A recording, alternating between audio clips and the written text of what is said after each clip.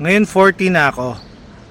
And parang na-realize ko din na parang I've lived longer than I will be living dito sa mundo. Kumbaga, ang tagal na ng buhay ko, 40 years. And normally, ang lifespan ng average Filipino is nasa 75. Diba? So, mas konti na lang yung buhay na natitira sa akin para mabuhay sa mundong ibabaw na to.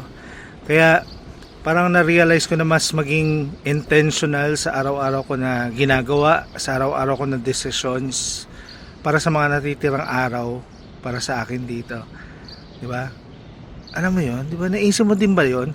Alam mo, sa totoo lang, kung narinig ko to no mas bata ako. Kung siguro narinig ko na pero hindi ko pa sineryoso.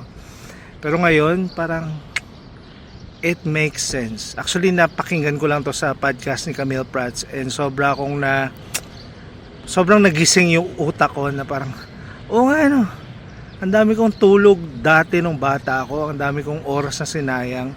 Tapos ngayon na konti na lang yung matitirang oras sa buhay ko, sasayangin ko pa ba? Ikaw ba? Diba?